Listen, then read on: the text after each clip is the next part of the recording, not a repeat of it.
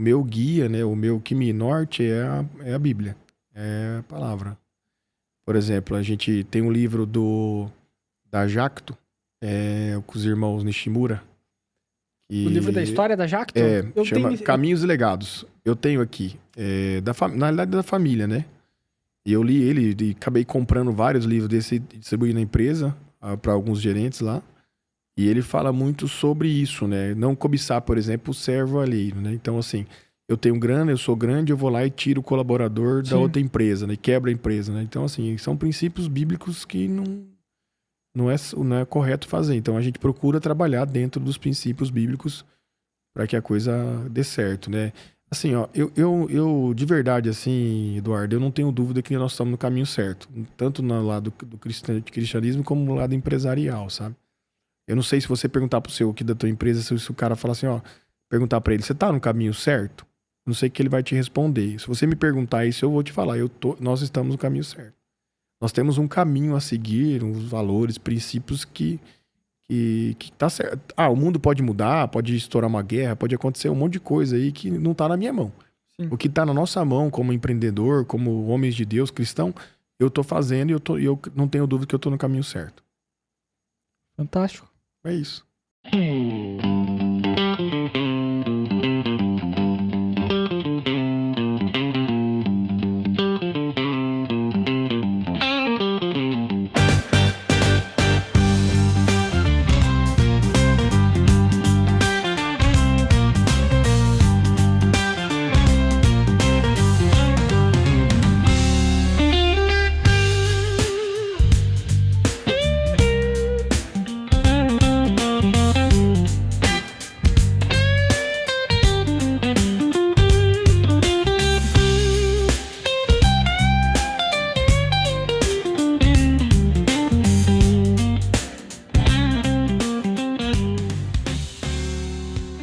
Está começando mais um episódio do Agro Ideas. Aqui você encontra as principais pessoas que fazem realmente o agro acontecer. Então, desde a parte de empresários, CEOs, empresa, diretores, como também pessoas que fizeram história dentro do agro. Aqui dentro do Agro Ideas a gente tem o objetivo de contar essas histórias. Então, gostaria de convidar todos vocês que estão ouvindo esse episódio, né, para que nos sigam no YouTube. Se você está ouvindo no YouTube, tem muita gente que tá lá, visualização, que acompanha nós, mas no YouTube o cara não tá seguindo. Então vai lá, se inscreve no YouTube, se inscreve também no Spotify, indique esse podcast para algum amigo, para algum colega, para quem pode estar contribuindo. Porque aqui você vai encontrar tanto como boas histórias, como também vai encontrar muita informação e conhecimento. Além de ouvir o Agro Ideas, né, outra forma que você tem de conhecer mais sobre o agronegócio é viajando. Conecte-se com pessoas, visitar outras realidades, outras agriculturas e outros países, traz perspectiva que impulsiona a nossa vida, os negócios e transforma o nosso agro brasileiro. Um dos principais motivos de o agro brasileiro ser o que é hoje foi a troca de conhecimento com pesquisadores e universidades de outros países. AgroBravo tem um papel de seguir unindo o mundo por meio do agronegócio, levando produtores do Brasil para conhecer a agricultura da América Latina, dos Estados Unidos, da Europa e também da Ásia. Confere lá o Instagram da @agrobravo_ para ver as últimas missões com cobertura da Farm Progress Show e para descobrir os próximos destinos. Faça uma missão técnica com a AgroBravo e é um dos investimentos que conecta você ao mundo do agro e impulsiona os seus negócios. Acesse agrobravo.com e conheça mais. E no Agro Dias de hoje, a gente vai estar recebendo aí Hugo Bongiorno. Ele é um dos diretor-presidente da Unifrango, grupo que reúne produtores e indústrias com foco em expansão e investimentos estratégicos. Também é executivo do grupo Ave Norte e diretor industrial da Gibbon Fruits. Com atuação e base em Cianorte, no noroeste do Paraná, reconhecido entre os 100 mais influentes do agronegócio 2025, Hugo tem sido voz ativa sobre produtividade, sanidade e novos mercados da agricultura brasileira. Hugo, seja muito bem-vindo ao Agro Ideas. Oi, Eduardo, obrigado, viu? Obrigado pelo convite, fico muito feliz de estar aqui. Estávamos ensaiando isso aí há alguns dias, né? E Sim. Graças a Deus hoje deu certo. Vim aqui falar um pouquinho da minha vida, da minha história, falar um pouco do agro, né? É muito importante. A gente sabe que tem pouco podcast ou muito pouco meio de comunicação, imprensa, que falam bem do agro, né? A gente vem de uma cultura muito ruim voltada para isso e isso tem mudado, né? A gente vê aí que vários órgãos de comunicação, imprensa, tem voltado assim para o agro, vendo a importância que é o agronegócio para o nosso país, né, para o mundo, né. Eu agradeço o convite e espero contribuir à altura aqui, falar um pouquinho da minha vida, da minha trajetória, da minha história. Você lê o meu currículo aí, até às vezes parece que eu sou um pouco velho, né, mas ainda tenho 40, fiz 40 anos esse ano e graças a Deus construí uma carreira bem legal aí dentro da avicultura, dentro do agronegócio, né. Sou aqui de Cianorte, natural Cianorte, sou pé vermelho, né, sempre trabalhei aqui em Cianorte, sou bairrista, sempre procurei estar aqui, né, fazendo o melhor para o meu município. Crio minhas filhas, tenho 3 filhas, minha família na cidade de Cianorte, tenho nossas propriedades rurais, nossas empresas, tudo ali. E sou filho de produtor rural, né?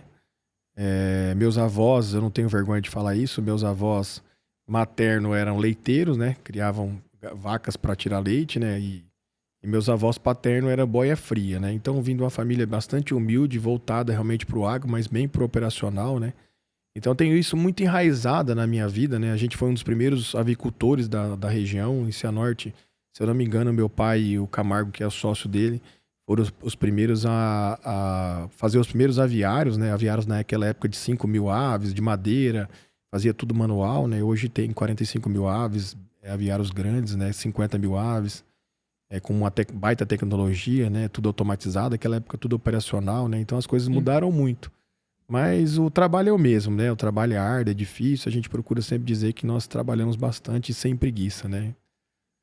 E pra te falar que eu conhecia muito pouco continuo conhecendo muito pouco, né, sobre esse mercado da parte avícola, da avicultura, e eu tive um pouco de informação a respeito sobre isso quando eu estava lá no técnico agrícola, né, daí nós temos lá uma aula da parte de aves lá, tanto da parte de postura como também de corte, mas foi o máximo que eu cheguei a respeito disso. Lá no Rio Grande do Sul, a maior parte do mercado nosso é direcionado para grãos. Eu estava até inclusive no município que era uma grande bacia leiteira, mas fora isso, pouco se a gente ouvia falar a respeito de aves.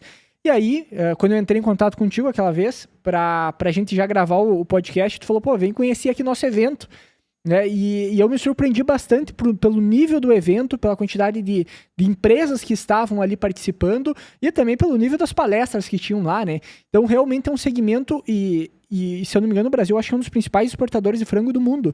E vocês estão nesse bolo aí também exportando frango para o mundo inteiro, isso, né? É isso aí. Então, o Paraná é o maior produtor, né, do Brasil e o Brasil é o maior exportador, né? Os Estados Unidos é o maior produtor, mas o Brasil é o país que mais exporta frango para o mundo, né? Você sabe que tem uma curiosidade muito interessante sobre a avicultura, sobre o frango, né? Eu não sei se você sabe, mas você consome por ano 100 quilos de carne, né, entre suíno, bovino e aves, né? Então, somando tudo, daí entra um pouquinho ali também de peixe, pato, mas na cadeia toda, por ano, você consome mais ou menos em torno de 100 quilos de carne. Essas 100 quilos de carne, você vai consumir, em média, no Brasil, 45, 46 quilos de frango. Aí você vai consumir uns 35, mais ou menos, de bovino e uns 25 de suíno. Então, somando tudo ali, você vai ter esses 100 quilos de carne por habitante, consumo per capita por habitante. E você sabe que a carne mais consumida do mundo é o suíno, até pelos embutidos, né? Pela cultura do suíno e tal.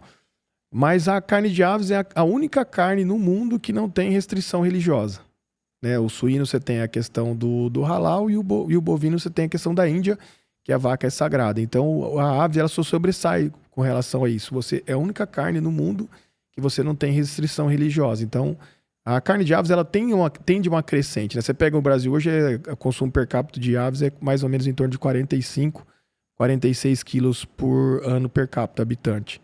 Você pega os Estados Unidos é um pouco mais que isso, mas você pega uma China, por exemplo, é 15 quilos, 16 quilos. Sim. Você imagina se um chinês comer 1 quilo de frango a mais por ano, quanto que vai faltar no mercado mundial, né? Então, tem muito mercado, tem muita margem ainda para crescer o consumo de aves no mundo.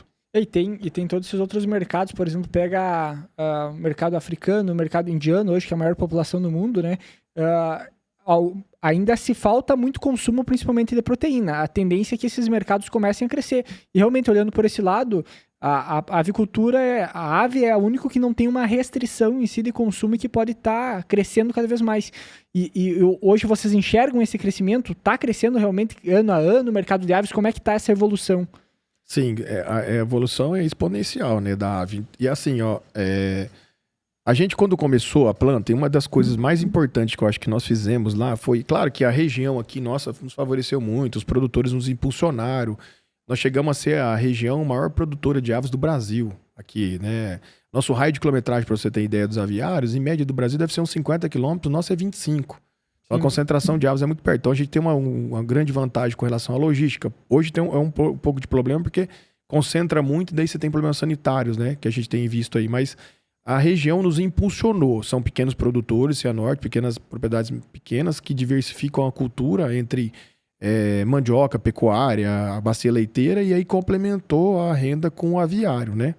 E mantém também o produtor, mantém a população na área rural. Então foi muito importante para o município também esse desenvolvimento. Mas nos impulsionou a crescer e aumentar. Nós começamos a bater 2 mil aves por dia. E hoje nós abatemos 230 mil aves, segunda a sábado, aves pesadas. A gente trabalhava com aves de 2 quilos, hoje é 3 quilos, passa de 3 quilos, peso médio das aves. Isso é uma exigência de mercado? Não, é uma tendência mesmo. A genética foi melhorando, né? Essa questão de hormônio na carne de frango é lenda, é mentira, não existe isso aí.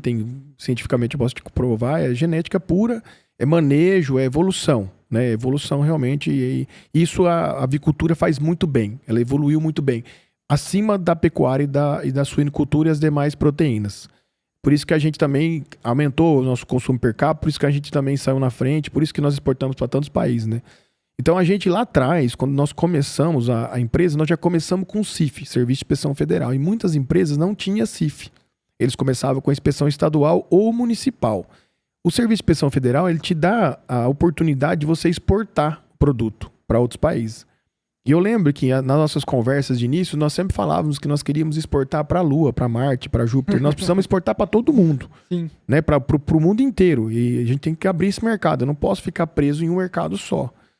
Então isso foi muito importante. E com o passar do tempo, a gente foi certificando a planta a exportar nosso produto para todos os países. Nosso CIF hoje, ele não tem nenhum país em expressão que o Brasil consome nosso produto que eu não possa exportar. Dentre eles, China e Europa, né?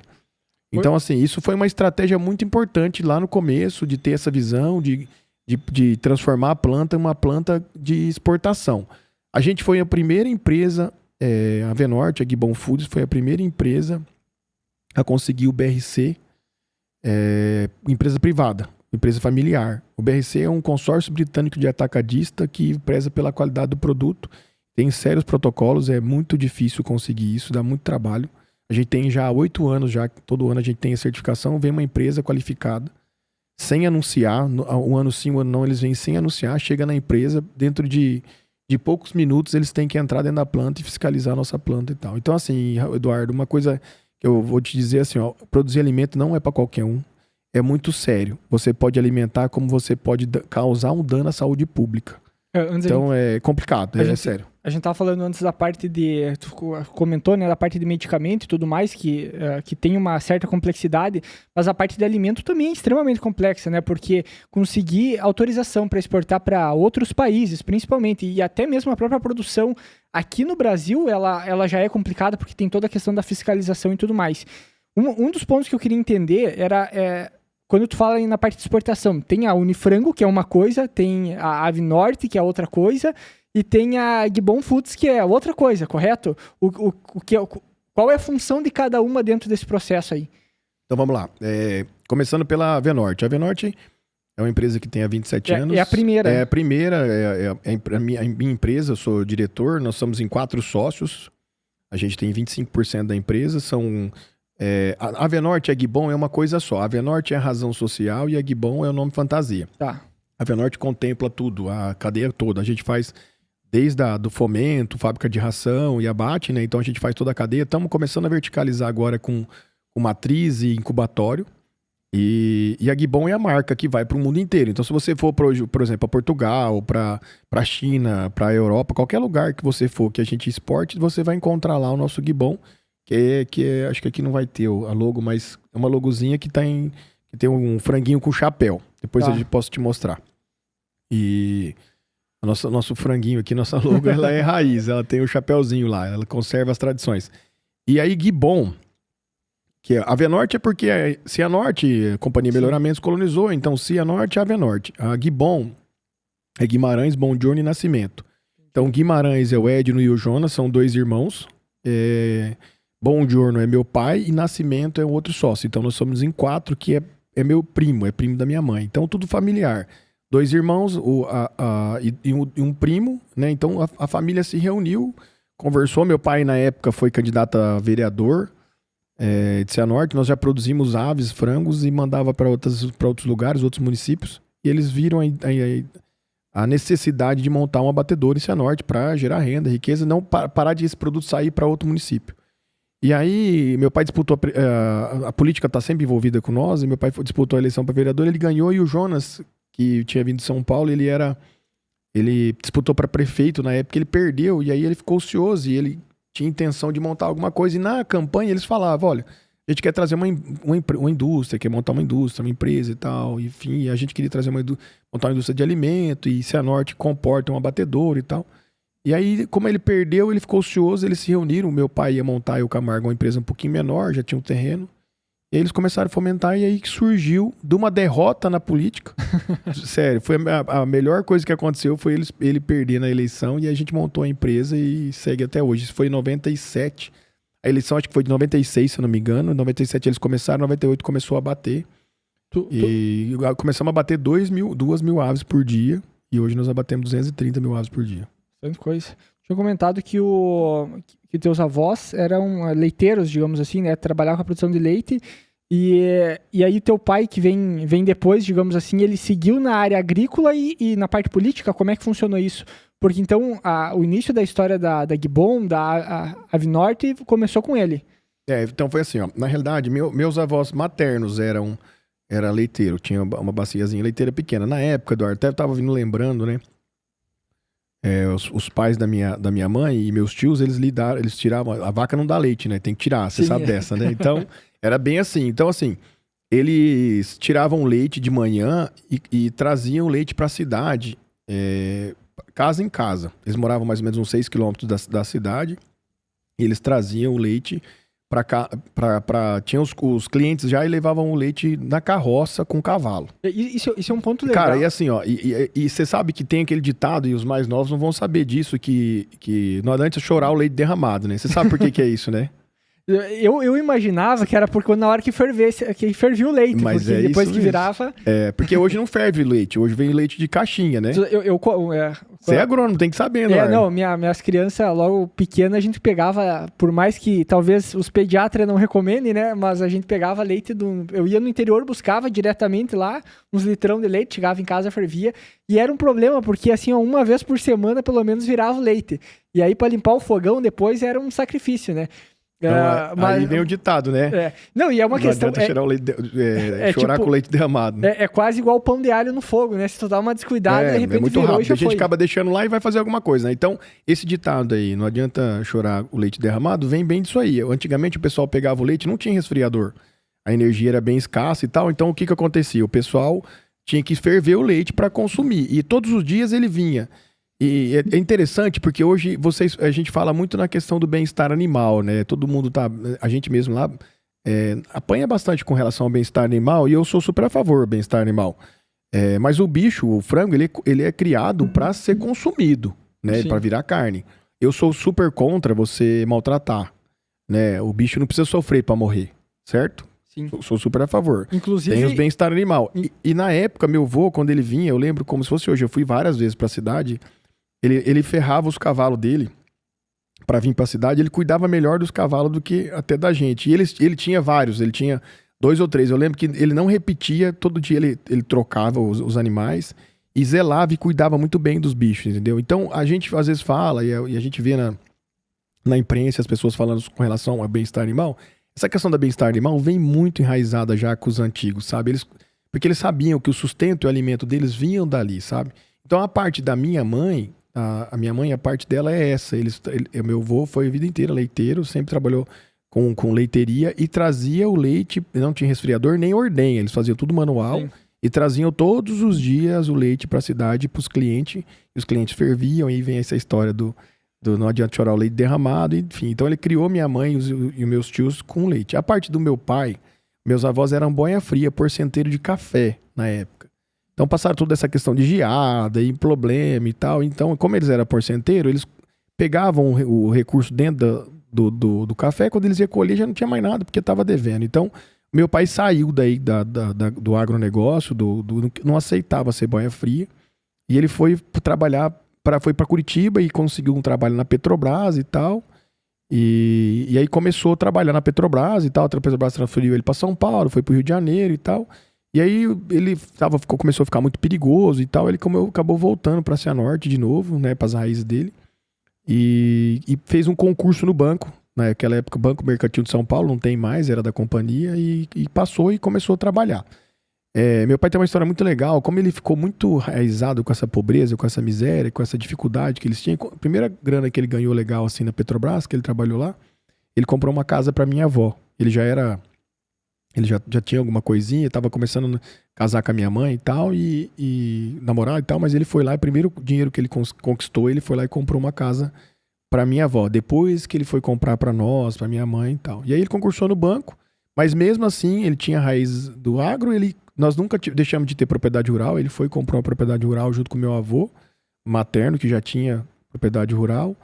Aí foi trabalhar no agro. Aí na época eu lembro que tinha algodão, tinha café, depois foi tirando e foi mudando, daí foi pasto, e aí veio o aviário, começou a construir aviário. Então sempre movimentou bastante a terra, foi sempre bem visionário com relação às tendências e às mudanças da agricultura, da avicultura, do agronegócio como um todo. E aí chegou um momento que daí ele começou a se envolver ainda na parte da política, e tinha o aviário, e aí surgiu a possibilidade de fazer um abatedouro. É mais ou menos por aí a história. Isso, daí ele foi candidato. Essa é uma parte ruim, né? Não, tô brincando. É que a política é complicado, mas graças a Deus, assim, meu pai nunca perdeu a eleição e ele sempre deu um bom exemplo como político para nós, né? Ele foi sempre muito certo com as coisas, muito rigoroso e muito honesto com relação a tudo que ele fazia, né? Então, aí ele foi candidato a vereador, mas já tinha os aviários, nós já tínhamos aviários, e aí vendia... Os frangos naquela época não tinha integração, Eduardo. Não era sistema de integração. Hoje, por exemplo, você faz um aviário, eu vou lá, eu te disponibilizo o pintinho, te disponibilizo a ração, disponibilizo a assistência técnica, disponibilizo os medicamentos, tudo. Naquela época, não. Você comprava o pintinho e tinha que comprar a ração, fazer tudo e criava no spot. Quando estava pronto, você tinha que comercializar para quem quisesse comprar. E aí era muito difícil, porque o frango, o ciclo dele é pequeno, curto, então é 45 dias. Naquela época eram 50 dias. Eu lembro, cara, que tinha final de semana que o frango chegava com 50 dias, não tinha para quem vender, o galpão não comportava mais, a gente tinha que colocar no caminhão e sair vendendo na rua. Eu lembro que meu pai ficava no caminhão, minha mãe anunciava, eu entregava 3 frangos por R$1 os e tal. Vivo? Tinha que vender vivo para diminuir a lotação, né, do aviário, a densidade, para que pudesse continuar para tentar vender na outra semana para o spot. Então isso foi uma coisa também que impulsionou nós a montar o abatedouro, porque... Isso era que ano mais ou menos que... Cara, ele foi candidato a vereador, o Jonas perdeu em 96, nós começamos em 97, isso devia ser ali 94, 90... Sabe por que... Os anos 90, começo dos anos 90. É legal comentar isso pelo fato para mostrar que isso que a gente vê, como funciona o mercado, como é que funciona o alimento que está lá no mercado, pronto para te consumir, como isso tudo há pouco tempo atrás não era bem assim as coisas, né? Era tudo um pouco mais complicado, desde a parte do próprio leite, né? Tinha que ir para a cidade vender. Não, antes era assim. Agora não, agora tu vai para uma distribuidora, vai lá, faz o UHT, e aí depois vai para o mercado. Então tu tem todo um sistema, um mecanismo que vai funcionando diferente, né? É isso aí. Então assim, a dona de casa chega no açougue, no mercado, fala, me dá 1 quilo de bife, me dá 1 quilo de frango, mas o trabalho é árduo, é difícil, o ciclo é muito grande, né, da pecuária, da suinocultura, do frango. Você pega lá a matriz, você tem que recriar ela separada dos machos, depois você coloca ela para matrizinha, aí tem que galar, né, então você tem que, ela começa a produzir com 26 semanas, e aí no ciclo dela completo, ela produz de 160 a 180 ovos, aí você tem que levar para o incubatório, incubar 21 dias para nascer o pintinho, para você levar para o aviário, para você criar esse frango por 45 dias, para ele vir para o abatedouro, para você embalar, industrializar ele, para você mandar para o mercado e para o açougue. Então, assim, a cadeia, o ciclo é comprido, é árduo, é difícil. Isso se não acontecer nada, porque daí tem problema sanitário. A gente não pode esquecer, Eduardo, que quem lida com água, principalmente com avicultura, suinicultura, proteína, a gente está lidando com vida. né? Então, o frango, ele é uma vida. Então, ele tem infinitas possibilidades que pode acontecer dentro do período de criação dele. E ele né? é muito sensível também. Muito, tudo, né? A pecuária, a suinicultura, tudo ele tem. Você está lidando com uma vida ali, né? Então, é muito sério, né? E muito difícil. Então, é igual você falou, chega no mercado, pede 1 quilo de bife, é fácil, mas até chegar ali, o processo é muito, muito complexo. Uma coisa que eu estava pensando, se tu for parar para ver, é como se fosse uma engrenagem que tudo tem que se encaixar.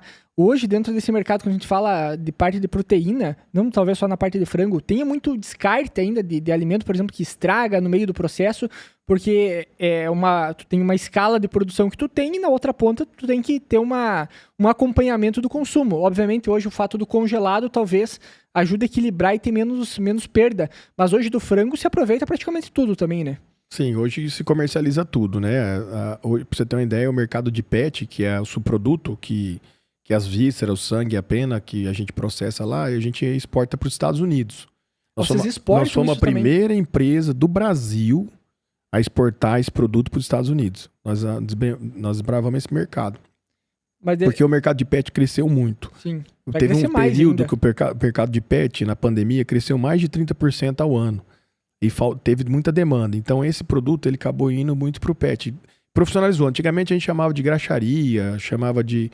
Hoje é subproduto mesmo. Hoje é farinha, fábrica de farinha e óleo. Então, assim, é um produto nobre. Hoje, os nossos pets aí, a ração que você compra lá, não sei se você tiver pet, tá lá, carne de frango, é um produto derivado do abate de aves. Então, as fábricas hoje de subproduto, eles são classificadas para exportar para o mundo inteiro. A semana retrasada, há 2 semanas atrás, eu recebi a Tailândia aqui. Minha missão para comprar produto de subproduto. Comprar farinha de víscera, farinha de pena e óleo. Né? Então, assim, esse mercado globalizou. Né? Não é mais um mercado, um subproduto. Hoje é uma farinha nobre no mercado. Teve épocas que nós vendemos a farinha de frango, a farinha de carne de aves mais cara que um peito de frango no mercado, entendeu? Então, assim, hoje você vai comprar uma ração de cachorro, se você comprar uma ração boa hoje lá, você vai pagar mais ou menos 50 pila no quilo dela. Então, assim... Uma premium talvez deve ser por aí. 50 pila, 70... Quanto tá 1 quilo de picanha? É mais ou menos, a diferença não é muito grande, entendeu? Então, hoje, se você procurar uma ração premium lá, pra não dar coceira no cachorro, no animal, né, no pet, no gato... Tem rações que é mais caro que 1 quilo de carne, às vezes um peito de frango, não digo uma picanha, mas uma carne normal, ela tem um certo valor. Então esse mercado ele cresceu muito hoje, né? Então o desperdício é menor por conta disso. Ainda tem alguma coisa, mas com o frango eu digo que o aproveitamento é praticamente 100%. É pouca coisa que desperdiça. Porque até aquele dia que a gente foi almoçar, até tu mostrou lá que tinha uns pacotes de salsicha, por exemplo. Eu não tinha feito essa ligação que, por exemplo, isso poderia ser um dos produtos que vocês estariam comercializando ali. Porque muitas vezes tem muito produto que a gente vê no mercado que a gente começa às vezes a desconectar de qual é a origem dele, né, de alguma forma. Mas hoje ali dentro pensando que, bom, quantos produtos diferentes vocês têm que vocês comercializam? Tem muitos produtos. Se eu falar aqui pra você, eu vou errar, porque é bastante. Mas assim, na realidade a gente tem 2 fábricas, né? Tem a fábrica o abatedouro, né? Que a gente faz um mix para exportação. A gente exporta mais ou menos em torno de 20% da produção. Em faturamento e em produção em torno de 20% a 30%. O resto fica no mercado interno. E a gente tem uma unidade no mesmo complexo de embutidos. Então a gente fabrica salsicha, né? Que nem você comentou aí. E outros derivados de embutidos, né? Então, a salsicha basicamente vai também para exportação, a grande parte dela vai para os países mais emergentes, como Cuba, África do Sul, né? Sim. Então, o portfólio ele é muito grande hoje, assim. Esse também é um diferencial da nossa planta, né? É uma planta moderna, automatizada, que tem a possibilidade de você fazer praticamente 100% dos cortes, né? Então, assim, eu não vendo 1 quilo de frango inteiro. Se você procurar no mercado um frango meu inteiro, que era um mercado bem antigo, que é um mercado que se consolidou lá atrás, que hoje não tem mais, né? A dona de casa, ela não quer mais, né, Eduardo?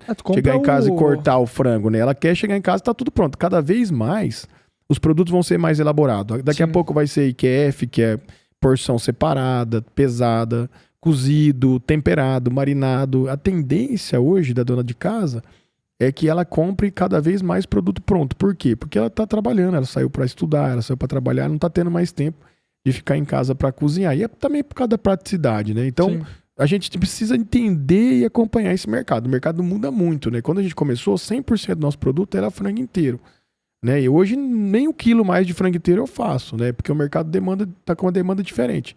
Então a gente, como empresário, como agricultor, como avicultor, tem que entender isso aí, essa tendência, essa demanda e acompanhar. Não dá para ficar para trás, não.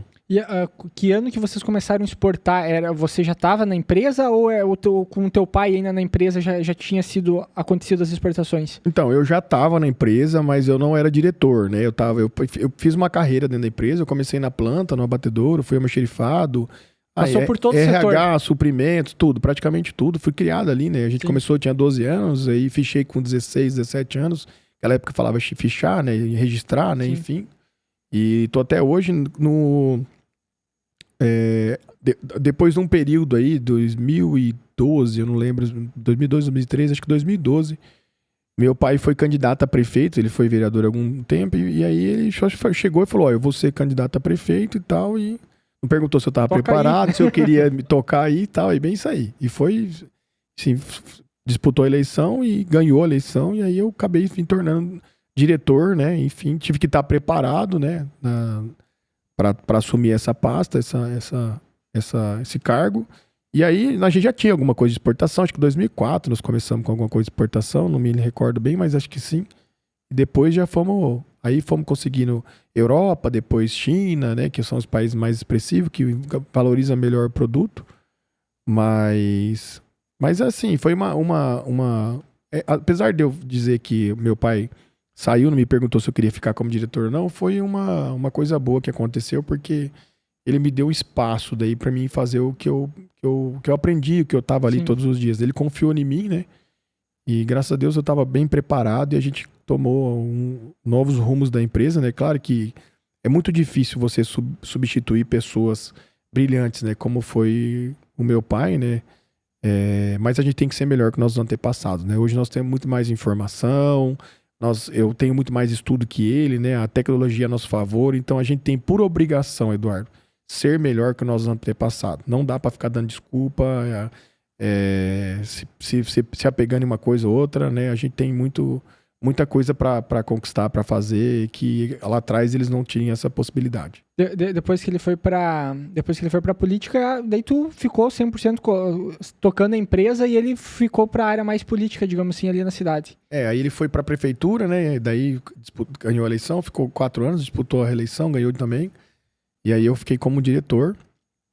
E uma coisa que eu foquei bastante assim na minha gestão junto com sócios, né, que eu não sou sozinho, foi a questão da qualidade. Eu sempre prisei bastante a questão da qualidade. Eu acho que para produzir alimento, a primeira coisa não dá para discutir, entendeu? É prioridade, assim, é a questão da qualidade. Qualidade, certificação, para ter um produto de qualidade, para te ajudar a certificar, porque daí abre portas. Hoje, o meu maior cliente é alemão, é um cliente alemão difícil pra caramba para trabalhar, porque eles são muito exigentes, e isso me fez crescer bastante. Eu agradeço muito a eles por isso.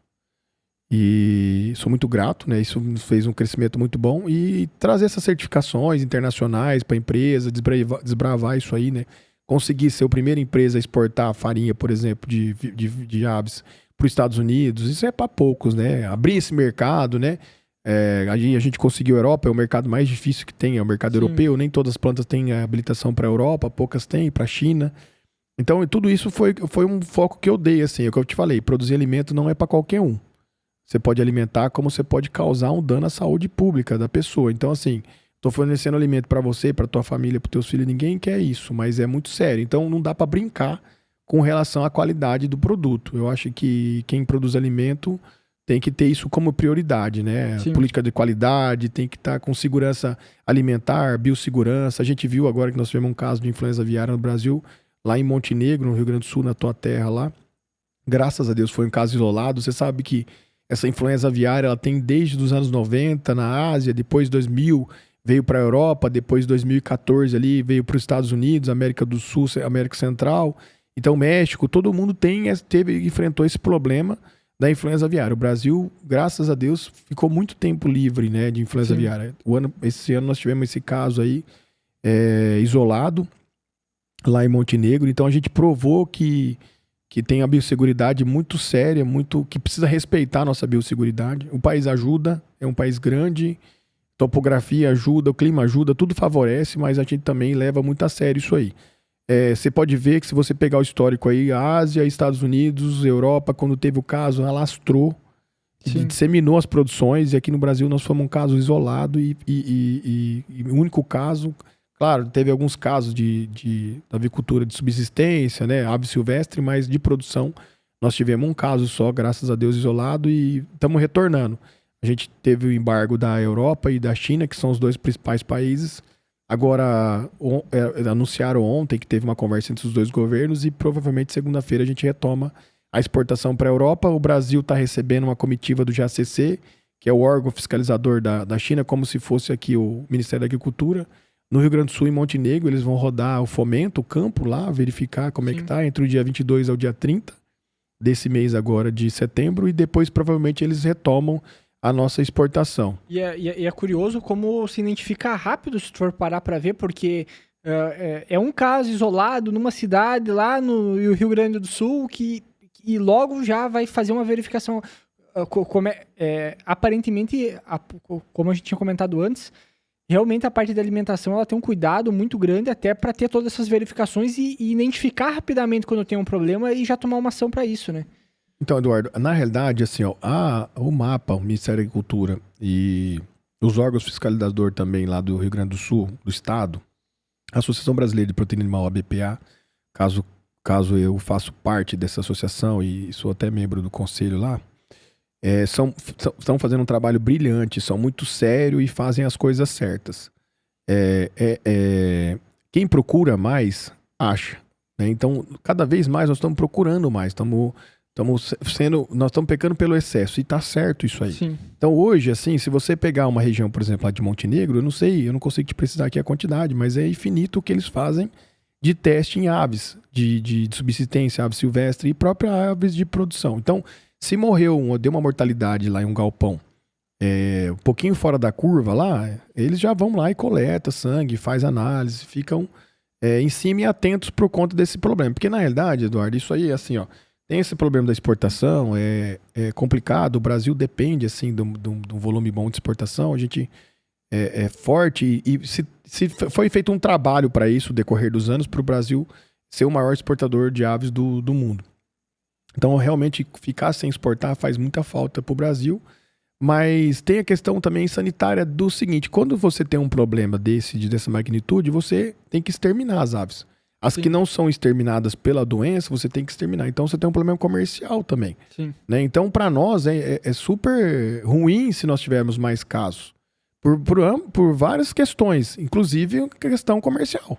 Porque você tem todo um protocolo que você tem que seguir depois para retomar essa granja, esse aviário, esse plantel, se retomar. Né? Então, Sim. todo mundo tem um cuidado muito grande com relação a isso. Hoje, o Brasil...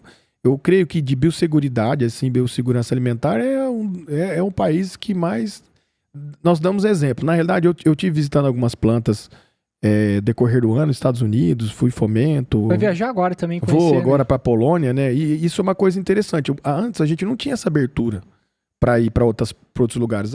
A Polônia é o maior produtor de aves da Europa.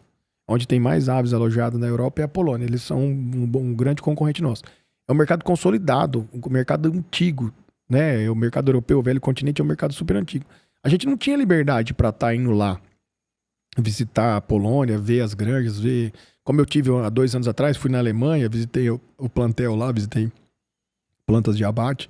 Então hoje globalizou muito, né? O Brasil hoje recebe muita gente e também vai muito para outros países, outros mercados que também produzem e concorrem com a gente. Então isso também... Para o Brasil, essa abertura de mercado foi muito importante para o crescimento da avicultura como um todo. E hoje, comparando a avicultura, por exemplo, do resto do mundo para o Brasil, a gente está... Em que parâmetro a gente está? A gente está à frente dos outros países? Qual é a distância que, caso não tiver... Eu acho assim, Eduardo, que hoje a avicultura brasileira, ela não perde para ninguém. Assim, a gente... Biosseguridade, segurança alimentar... bem-estar animal, qualidade, cara, nível de produção, qualidade de produto, desempenho. Cara, assim, ó, a gente não perde para ninguém. Pelo que a gente tem visto, tem andado aí, a gente tá num bom nível, até mais que os outros países. A única coisa que eu acho que ainda a gente tende a crescer e chegar no nível deles é a questão talvez da automação. Né? A questão da tecnologia, vamos dizer assim. Sim. Porque hoje esses países, como a falta de mão de obra, né? Eles desenvolveram bastante. E normalmente as empresas de tecnologia ou de equipamentos, né, para automação, elas são na Europa e nos Estados Unidos, então eles acabam saindo na frente. Então ainda há o Brasil ainda pode crescer muito nisso com relação à tecnologia ao nosso favor. Mas fora isso aí, fora a tecnologia, fora os equipamentos, assim, o Brasil não perde mais para ninguém, é um excelente produtor, ficou provado aí, tá sendo provado aí por vários anos aí, super competitivo, tem um excelente custo, o clima ajuda, favorece, topografia favorece, região grande, pulveriza, enfim, tem produto de qualidade, né? Então, eu acho que ainda estamos um pouquinho abaixo só dessa questão da tecnologia. E hoje, quando a gente pega, por exemplo, leis do Brasil, a parte política, digamos assim, do Brasil quanto à avicultura, ela tá indo bem, não tá? O que teria que mudar hoje para a avicultura do Brasil crescer mais? Por exemplo, eu sempre vou fazer um paralelo com a parte de grãos, que é onde eu tenho uma vivência maior. Por exemplo, no caso do Brasil, o problema maior é que a gente transforma pouco, né, as nossas commodities e exporta muito. Né? Então, esse é um dos problemas. Para a parte da avicultura, qual que é o problema hoje que tem, que poderia melhorar esse mercado ainda mais? Então, Eduardo, na realidade a gente tem uma associação muito, muito boa, assim, a BPA tem feito um bom trabalho com relação ao governo, né? Eles têm uma pessoa que fica em Brasília e a escritório em São Paulo, que tem feito um lobby, vamos dizer assim, um trabalho muito bom para mostrar o que a avicultura tem sido feita no país, né? Claro, a gente tem essa dificuldade da mão de obra, né? Até a gente estava comentando lá que a Europa, eu fui numa planta da Europa lá e a gente reclamou de falta de mão de obra, rotatividade, eles falaram, nós temos uma planta aqui que tem 29 etnias, né? Então os caras não conseguem nem treinar, né? Não conseguem nada, não conseguem. Então é complicado, a tendência é só piorar, né? O que eu acho que é contra nós é a questão dessas leis trabalhistas, realmente, né? É complicado, a gente disputa com o governo e aí é desleal, né, com relação a isso. Mas assim, a gente tem se superado, tem trabalhado bastante árduo. Eu acho que a proteína como um todo, ela é uma cesta básica, né? A carne bovina é um pouco mais difícil, mais complexo, porque você acaba consumindo ela exponencial, né? Sim. Às vezes um churrasco, né? Não é todo dia, toda hora. E o frango não, né? Ele é almoço, ele é qualquer momento ali você está consumindo. Então tem um consumo bom em qualquer hora, em qualquer momento. Mas com relação às leis, tudo, a gente tem que trabalhar, nada é fácil, né? Nada cai do céu e tem que continuar assim, tendo estratégia, montando estratégia. Cada vez mais a gente vai ter as dificuldades de conflitos de gerações, né? Você vê, você tem às vezes um setor lá na empresa, nós estamos 3.700 colaboradores, né? Total, né? Tem setores que tem 400 funcionários, 450 colaboradores, né? E aí nesse único setor você tem um cara de 18 anos e tem um cara de 50, 60. Então tem conflito de idade, conflito de cultura, conflito de criação, né? Então é muito difícil. Eu creio, assim, se você me perguntar qual que é o maior desafio do empresário, para mim, pessoal, o maior desafio é a gestão de pessoas. Fazer a gestão de pessoas. Porque a empresa é feita de pessoas, né? Sim. A diferença de uma empresa para outra são pessoas que ali estão trabalhando, né? Então, assim, como é que eu faço isso? As pessoas não vêm com manual de instrução, né? Como opera, como que funciona e tal. E essa geração nova com a geração mais antiga, né? Enfim, então eu vejo que a gente precisa trabalhar mais com relação a isso, essa gestão de pessoas, saber dar e receber um feedback, né? Sim. Motivar, né? Sem chamar a atenção, sem desmotivar, né? Enfim, então... essa é a parte complicada, essa é a parte mais difícil. E tudo isso, por exemplo, a Agbon, ela tá junto com a Unifrango ou são plantas separadas? Como é que funciona isso? E o que é a Unifrango? Então, a gente começou a falar, né, e daí desviamos o foco. A Avenorte, então, ela faz parte, a Avenorte Gibbon, que é a Avenorte Razão Social, Gibbon é o nome fantasia, ela faz parte da Unifrango. A Unifrango foi fundada, se eu não me engano, em 2003, 2004, vai fazer 25 anos agora. Acho que foi 2004, porque vai fazer 25 anos agora no ano que vem, né? 25 anos, acho que é 25 anos. E E por pequenas empresas, como a Agbon na época era pequena, né? Sim. Começou pequena, e aí na época só tinha grandes, né? Tinha as duas maiores, que era a Sadia e Perdigão.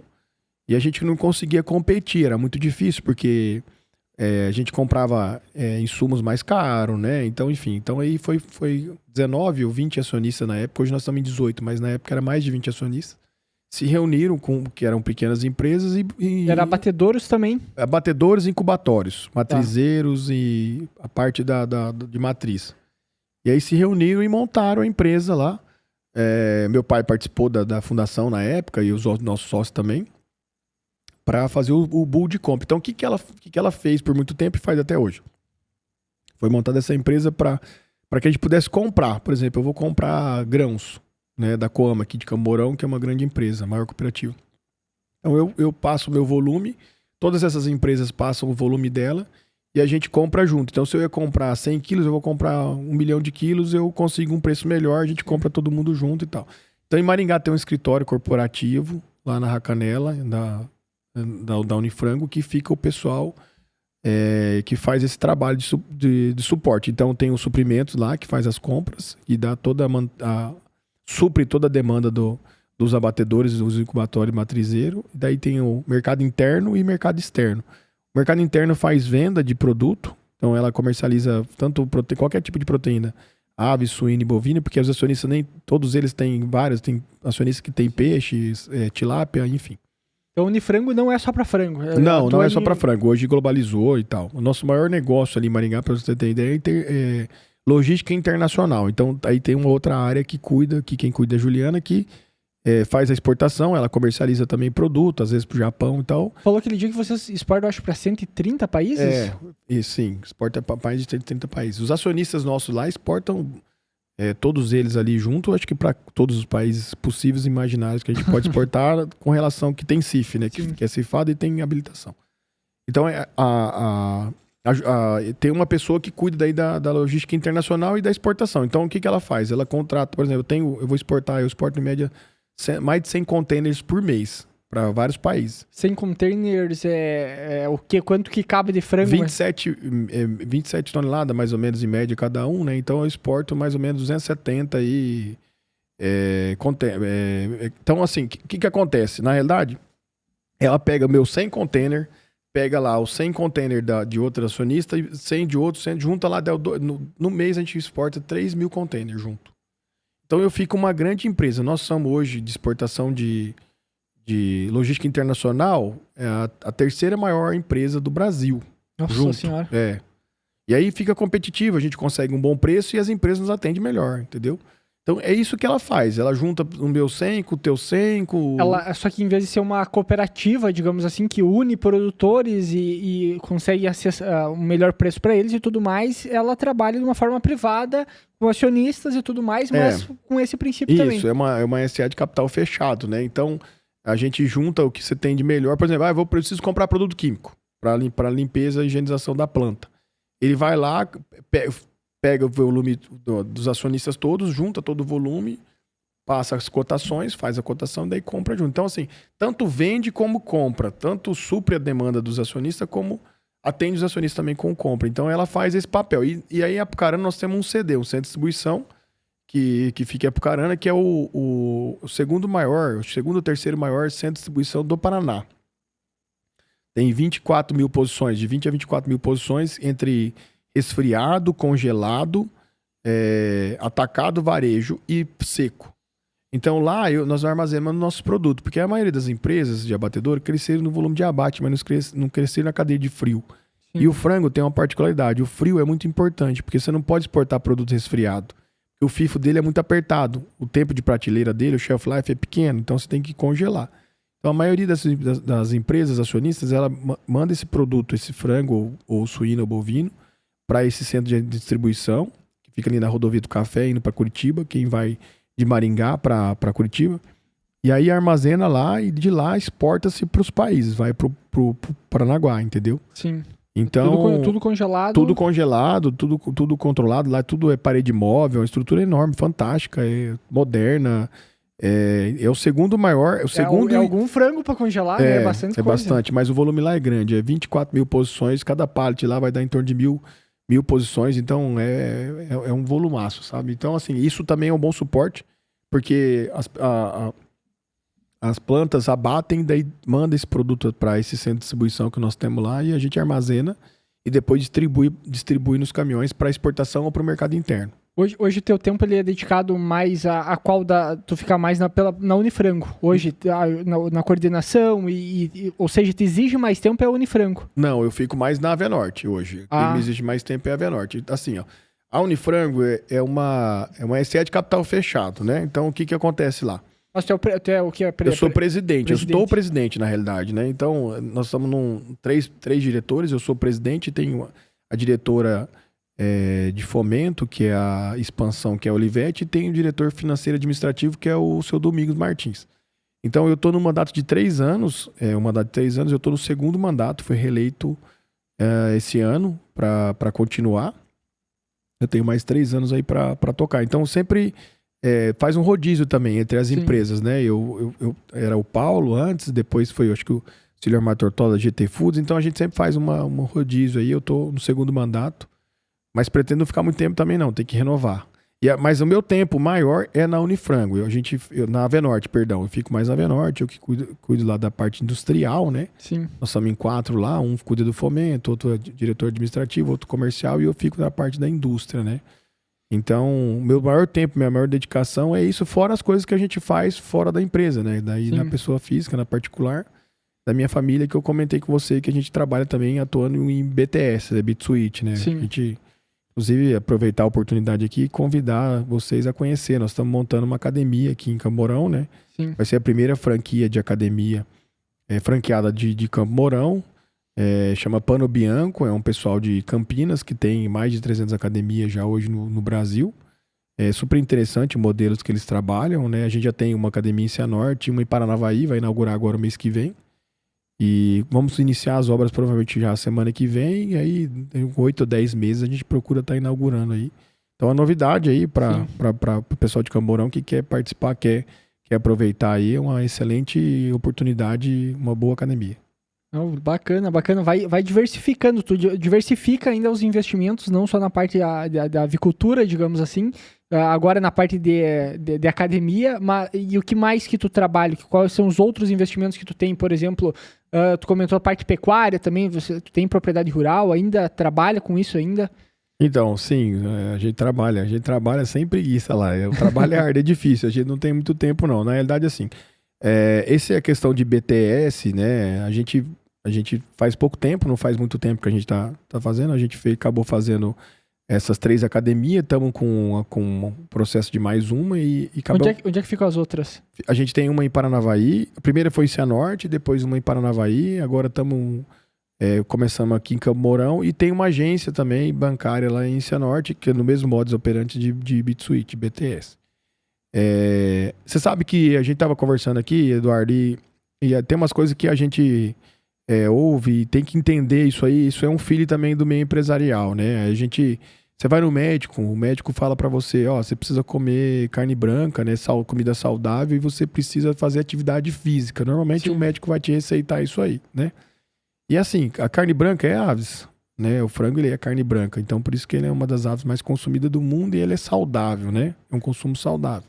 Não tem restrição religiosa, nós já falamos sobre isso. Então é um mercado que tem a atender muito, tende a crescer muito. Sim.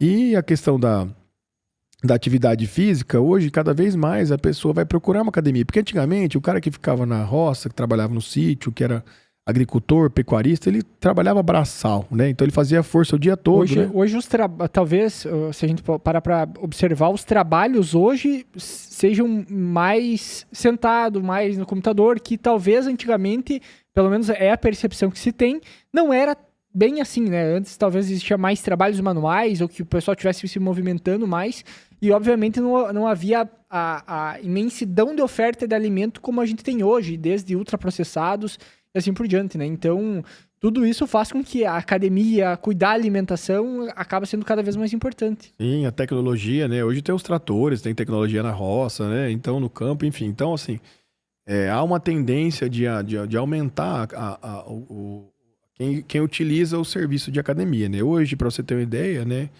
Não sei se você sabe, mas quantos por cento você acha que... Eu vou seguir no número que eu tinha te falado aquela vez. Eu falei uns 10%. Então, é menos de 4%. Né? Então, pessoas que fazem a utilizam a academia. Né? Então, assim, tem um mercado muito grande para crescer. Eu acredito que vai ter um crescimento aí muito, muito grande. Muito pouco, né? Se você pensar numa população. Pelo barulho que você faz, parece que é muito mais. Né? Mas não é. Né? Então, assim... Então, é por isso que a gente acabou investindo também nisso aí, né? Nessa atividade, né? Enfim, então a gente também trabalha com essa questão da Bitsuite de academia, trouxemos a Pano Bianco aqui para a região e tal. E a gente também tem propriedade rural, né? Mantemos as tradições, as raízes lá. A gente tem aviário. Nós temos 8 aviários na propriedade rural, aviários grandes de 35 a 45 mil aves. Um semi-automático, outro praticamente é todo automatizado. Mas precisa de gente para tocar também. Tem, cada 2 aviários tem uma família que cuida, né? Daí tem a família fica na propriedade rural. Mora na propriedade, tem uma casa, né? Enfim, então... o aviário mais moderno hoje ele é com gás, né? Não é mais com lenha, né? Então, todo automatizado, enfim, é bem mais tranquilo para cuidar, para lidar. E nessa propriedade mesmo tem a pecuária, né? A gente trabalha com pecuária também, tenta fazer algo diferente lá, tenta fazer um pouquinho de lavoura pecuária, né? Sim. Faz inseminação, né? Tem um veterinário específico para fazenda que faz um trabalho para nós, melhoria de genética e tal. Brinca um pouquinho lá, não é nosso foco, mas tudo que a gente faz, a gente tem que tentar dar resultado, né? A gente sempre brinca, né, Eduardo? E isso é uma coisa bem verdade e eu tenho prestado muita atenção com relação a isso, né? A empresa, ela só pensa no verde se ela não está no vermelho. E não é só a empresa, é tudo. O avicultor, ele só pensa no verde se ele não está no vermelho. O pecuarista, ele só pensa no verde se ele não está no vermelho. Então não dá para trabalhar no vermelho. Tem que ter lucro, resultado. Sim. Porque senão você não consegue pensar no verde. Você precisa estar no verde para pensar no verde, entendeu? Sim. Então, assim, a indústria, a empresa, a pecuária, a suinicultura, tudo que você for fazer na tua vida, você tem que pensar nisso. A empresa, o empresário só pensa no verde se ele não está no vermelho. Um outro assunto que eu queria conversar contigo é a respeito da parte de Deus, né? Até inclusive tu trouxe uma Bíblia aí contigo. Então. Qual que é a história dessa Bíblia aí?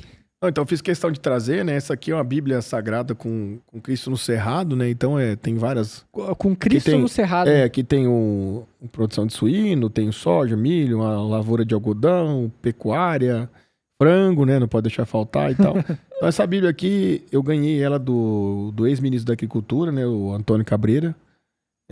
Um homem de Deus, né? Admiro ele demais. Ele teve lá na nossa palestra, nosso 11º encontro avícola empresarial da Unifrango.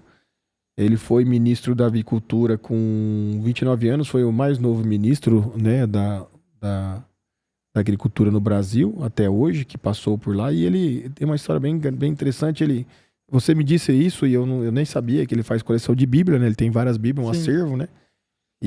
Olha, eu posso estar enganado, mas se eu não me engano é uma das maiores coleções de Bíblia que tem no Brasil. Se eu não estiver enganado. Interessante, então, eu não sabia. Mas eu sei que ele sempre presenteia as pessoas com uma Bíblia e eu fiquei muito feliz porque, na realidade, Eduardo, eu não tomo nenhuma decisão na minha empresa ou na minha vida sem consultar a Deus. Eu sempre consulto a Deus antes de tomar qualquer decisão. Dobro meu joelho e peço a Ele para que Ele me direcione, me dê sabedoria, capacidade, discernimento e estratégia para que eu possa tomar as melhores decisões. A Bíblia, ela é o manual do sucesso. A Bíblia, ela é o nosso manual. Se você tiver alguma dúvida, consulte a Bíblia Sagrada. Ela tem todas as dúvidas e todas as informações que você precisa. Eu estava te falando sobre os princípios, né, que eu li o livro do Caminhos Legado da família da Jacto, né? Sim. Os Nishimura. E eles falam muito enraizado. Eles transformaram a empresa, trouxeram para a empresa o cristianismo, a palavra de Deus, a Bíblia. E dentre elas, uma que eu me lembro aqui, que eu posso citar para você, é não cobiçar o servo alheio. Então, eles não tiram colaborador de outra empresa para prejudicar outra empresa, para trazer para a empresa deles, uma vez que eles poderiam fazer isso, porque eles são muito fortes, muito grandes. Daí poderia até quebrar a empresa concorrente. Sim. Mas por ética, por princípios bíblicos e valores, eles não fazem isso, né? Então, assim, é muito, muito, muito interessante e muito importante, né? É o que eu te falei. Eu não tenho dúvida que nós estamos no caminho certo, que eu estou no caminho certo. Como homem de Deus, como cristão verdadeiro, como homem semelhante a Cristo e também como empresário. né? Eu preciso ter essa convicção, entendeu? Sim, tem uma empresa que a gente já conversou mais do que uma vez no podcast, que é o pessoal da Horsch. E o Horsch, a Horsch é uma empresa alemã, tem uma das fábricas aqui no Brasil, e o Duque, que é um dos diretores da empresa, na conversa que nós tivemos com ele comentou que foi feito um levantamento da Horsch, né, e tudo mais, qual que era um dos pilares principais, e eles falam assim, que Deus está no centro. Dentro da Horsch, Deus está no centro. E eles transmitem também essa mensagem de como tu conduzir a empresa com valores, princípios cristãos. Então isso eu acho que é um ponto bacana. Só que é desafiador, né? Eu acredito que deva ser bem desafiador. Como é que tu consegue fazer isso diariamente nas empresas que tu tá? Até porque não é só você que tá na empresa. Tem outros sócios, tem outras pessoas, às vezes, principalmente com muitos colaboradores, tem pensamentos diferentes. Como é que tu consegue transbordar, né, a Cristo até os colaboradores, influenciar a empresa e tomar decisão com base nisso? Então, Eduardo, não é difícil, é dando exemplo. Tem que dar exemplo, a gente procura dar exemplo. A gente tem uma frase que a gente sempre fala lá, que o que você faz fala tão alto que eu não consigo ouvir o que você me fala. Né? Não adianta eu vim aqui, falar da Bíblia, falar de Deus e chegar lá e fazer tudo errado, né? Então realmente dar exemplo, né? Esses dias eu tava na rua e encontrei um colaborador e ele me abordou e falou pra mim, olha, eu admiro você demais porque você tá todos os dias lá na empresa e você almoça na empresa. Eu almoço com os colaboradores, no refeitório dos colaboradores todos os dias. E você sempre tá no mesmo lugar que nós. Você entra no refeitório, almoça com a gente, entra na planta, tá com a gente, veste a mesma roupa que a gente, come junto com a gente.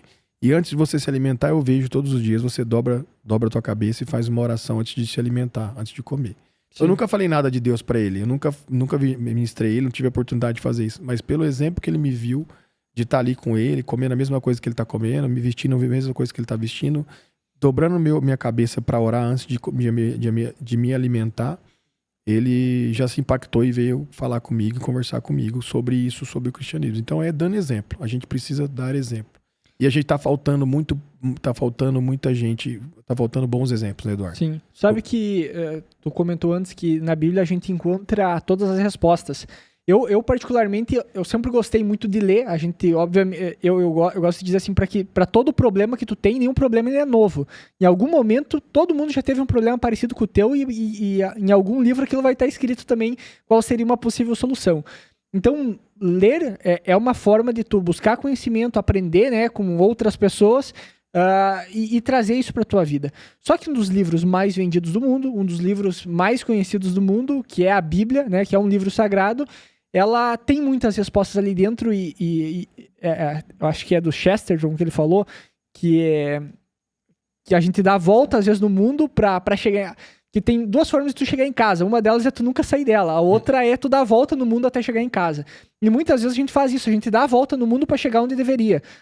Que era nunca ter saído de lá. E aí tem um dos pontos que chegou um momento que eu comecei a ler também mais a Bíblia. Comecei a buscar mais respostas ali. E realmente é fantástico o quanto a gente aprende. Eu queria entender de ti qual que foi a tua jornada até chegar a isso também. Porque todo mundo tem um momento, tem um chamado em algum momento, né, para escutar mais a palavra, de se aproximar de Deus. Como é que aconteceu isso na tua vida? Então, Eduardo, na realidade, assim, ó, a Bíblia que você comentou, só para finalizar isso aqui, o ministro Antônio Cabreira, ele me deu essa Bíblia no evento que teve com a gente lá, e eu já gostava muito dele, e aí gostei mais por conta do presente e também porque ele fez um ato muito nobre lá. Né, ele foi o único palestrante nosso que pediu para a gente doar um valor, a quantia que nós íamos pagar para ele. Ele deu um mínimo e um máximo para uma entidade de caridade que ele ajuda, que ele mantém. Né? Então isso é nobre da parte dele, né? Enfim. Então aí ele me deu essa Bíblia e lá, aqui nessa Bíblia tem uma história muito interessante. A gente vai entrar nesse assunto, mas... Deixa eu só complementar aquela informação que eu tinha falado antes. Ó. A maior coleção de Bíblias do Brasil pertence ao ex-ministro Antônio Cabreira, com mais de 63 mil exemplares. Tem uns vídeos. Sabia disso. Tem uns vídeos no YouTube das reportagens. Cara, ele tem aquelas Bíblias antigas mesmo, que era feito com pele, né? Pele de animais e tudo mais, gravado e tal. Até isso ele tem lá. Então, são 63 mil exemplares, né? Então é muita coisa que o cara tem. Fantástico. Então, assim, no meio do campo, o pessoal do campo, o pessoal do campo, ele é o pessoal que lê Bíblia. É um pessoal que Sim. pratica a palavra do Senhor, né? No Precisa, meio... né? Esse dia eu ouvi uma frase, eu duvido tu achar, às vezes, um produtor que seja eu vi teu, isso também né? no podcast, né? Isso é raro. É. Eu nunca vi. Se tiver um, você me traz que eu nunca vi. Então, É. assim, o produtor, ele não é ateu. Ele procura praticar a palavra de Deus, ele procura o cristianismo. Ele trabalha... ele ora ele reza pra chover, né? Pra parar Sim. de chover, enfim. Então, ele faz o papel dele, né? Enfim. Sim. E aí, o que ele fez? O Antônio Cabreira, quando ele assumiu o Ministério da Agricultura, lá dentro do gabinete dele, ele colocou um quadro que tá até aqui, não sei se dá pra pegar aqui, mostra aponta pra câmera ali, ó. Que aí depois eu dou um zoom na imagem. Então, ele colocou essa imagem aqui com uma colheita de algodão maravilhosa, fantástica, né? E colocou uma mensagem assim de Deuteronômios falando que vocês terão toda a comida que precisarão e louvarão ao Senhor, nosso Deus, pela boa terra que lhe deu. E todo mundo que chegava lá, a maioria das pessoas que chegavam lá no ministério, chamava muita atenção por conta do quadro bonito, a colheita de algodão, e por conta dessa mensagem também, né? E aí a maioria deles procurava ele e falava: ministro, eu gostei muito daquele quadro que o senhor colocou lá e tal, parabéns, fantástico e tal. E eu queria saber como que é o nome do autor, como que eu encontro o autor, né? E uma vez que Deuteronômios é um livro da Bíblia, né? Sim. Então isso também chateava um pouco ele, pela falta de conhecimento da palavra de Deus. É que nós falamos, nem todo mundo tem acesso, né? A palavra de Deus, né? Então ele se viu essa preocupação e por isso que ele começou a praticar mais a palavra de Deus e divulgar mais a palavra de Deus dentro do ministério. Para você ter uma ideia, Eduardo, você sabe que eu sou legendário, né? Legendário é um ministério de homens cristão, que leva o homem para a montanha para evangelizar e para levar a palavra de Deus. E uma das coisas que mais me chamou a atenção de toda a minha trajetória como legendário, eu tenho 15 anos 15 top que eu já fui, 15 vezes eu subi a montanha. E o que mais me impactou foi uma vez na montanha, nós voltamos da montanha no ônibus e vindo embora. E aí um amigo que eu convidei em comum, eu chamei ele para conversar e nós fomos na mesma poltrona aí no banco, né, lado a lado. E eu perguntei para ele o que mais tinha impactado ele com relação ao legendário, né?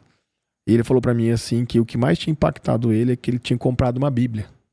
Ele nunca teve uma Bíblia, ele não foi evangelizado. Então ele comprou a Bíblia e foi acessar a Bíblia e ler a Bíblia. Então assim, é impressionante isso aí, né? Tem muita gente ainda que não alcançou a palavra de Deus, a Bíblia Sagrada, né? Então, sim, o maior legado que eu penso em deixar para minha família, para minhas filhas, da minha empresa, não é o legado de ser um homem extraordinário como empresário, não. É um legado de fé. Eu quero ser reconhecido por ser um homem de Deus, né? Eu quero divulgar o agro. Eu quero ser reconhecido por ter passado na terra e ter sido um homem de Deus com princípios e valores cristãos, bíblicos, e divulgar o agro. A avicultura, a suinocultura,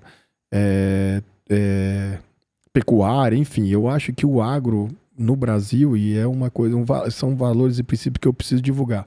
Porque os meus antepassados ralaram muito para nós estarmos até aqui, né? Foi muito árduo, foi muito difícil, né? Uma vez eu fui para a China, essa história é bem legal. Eu fui para a China e para conseguir habilitação, para a gente poder tentar habilitar, o ano passado, ou retrasado, se eu não me engano, eu fui 2 vezes para a China em menos de 30 dias. Eu não sei se vocês já foram, mas a China é 30 e poucas horas de voo, você escurece, amanhece, você dentro do avião, enfim. Sim. E o jet lag é muito complicado, são 11 horas de diferença, o fuso horário, e você pega o jet lag em você, é muito difícil, assim. Quem vai uma vez, volta, fica mal. E eu voltei, fiquei uma semana e voltei pra lá de novo. Então, assim, foi um bate e volta pra desafio, China. Eu não sei se alguém fez isso na vida, mas o meu foi um bate e volta. E eu nunca tinha ido e fui, a língua difícil lá, é outro país, outra cultura, sim, totalmente diferente. E uma das coisas mais incríveis que eu fiz na minha vida foi ter ido na muralha da China. É impressionante aquilo lá, pensar que mais de 1000 homens trabalharam lá, tiveram várias mortes, é a única obra na Terra feita pelo homem visto da Lua. Impressionante. E ele cerca o país inteiro. É 17 mil quilômetros, se eu não me engano. É um negócio assim surreal. Assim. Quem for para a China não perca a oportunidade de conhecer lá a muralha, porque é uma história por trás daquilo lá muito grande. Assim, muito, como eu falei, a maior. É a única obra feita pelo homem visto da Lua, né? Então, já serve para poder ir lá e conhecer. E aí eu cheguei na empresa, nós estávamos fazendo negócio com a empresa e começando a fazer um negócio e tal, e chinês, ele é um pessoal bem arisco, assim, um pessoal, né, não é... Eles são bem, assim, querem saber de tudo, né, querem pesquisar e tal, né. País asiático sofreu muito, então eles são sempre bem conservadores, vamos dizer assim, são bastante conservadores com relação a isso. E aí eu cheguei no jantar, nós chegamos no dia, daí à noite tinha um jantar com esse cliente, e foi eles são um casal, e a mulher, que é dona da empresa, foi jantar com a gente. Nós sentamos numa mesa, começamos a jantar e tal. E a primeira coisa que ela me perguntou, ela olhou pra mim como se nós estivesse aqui, Eduardo, falou assim: o que você acredita? Quais são os seus princípios e valores e o que eu posso esperar de você? Mas, assim, papo reto, ela chegou em mim e falou isso aí. Eu acho Falou que fácil, assim. que você acredita? E daí, o que você responde? Né? O que você responderia, né, Eduardo? E aí eu falei pra ela, olha, eu acredito em 5 coisas, mais rápido, prático, assim. Falei, ó, eu creio em Deus, tenho uma família unida, faço amigos, amigos são mais que irmãos, né? São iguais irmãos. Trabalho sem preguiça e sou honesto. Então essas são as 5 coisas. Creio em Deus, creio em Deus, tenho uma família unida, trabalho sem preguiça, faço amigos, amigos são mais que irmãos e sou honesto.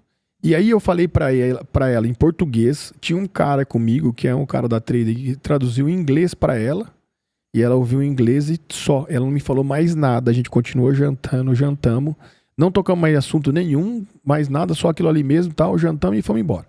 No outro dia de manhã, a gente tinha uma reunião lá na sede. Essa empresa é a maior compradora de carne resfriada bovina da China, imagina, ela compra Nova Zelândia e Austrália. Uma baita de uma empresa enorme. E o marido dela estaria nessa reunião, que ele que é o CEO da empresa e tal, e a gente chegou lá, na empresa. Ele não estava na ocasião, quem estava só ela no jantar, e eu cheguei na empresa. Ele pegou na minha mão, Eduardo, e falou os 5 princípios que eu creio. Ela falou pra ele em chinês. Sim. E ele escutou, ele pegou na minha mão e falou assim: eu já gostei de você e eu quero fazer negócio com você, porque eu também creio nesses 5 princípios. E falou: creia em Deus, tenha uma família unida, faça amigos, trabalhe sem preguiça e não tente ser honesto, seja honesto. Cara, foi surreal, assim. E a gente sentou na mesa e acabou dando certo, assinamos um contrato. Hoje eles são o nosso cliente lá na China, nosso parceiro, mas foi uma coisa, assim, incrível, assim, sabe? Porque a China, ela não é muito cristã, né? Não. E aí tu pegar e trazer isso, porque talvez em alguns se colocariam em dúvida em relação a expressar isso, pelo fato de, pô, será que se eu falar que acredito em Jesus Cristo e coisa, pode ser que atrapalhe no negócio de alguma forma, né? Então, e isso é um ponto importante, né? De a gente professar a fé de alguma maneira, seja lá onde é que a gente estiver e onde é que a gente for. Eu prefiro pecar por falar do que pecar por não falar, né? Então essa é a minha escolha. Muito bem. E o que eu tinha te perguntado antes era a tua caminhada.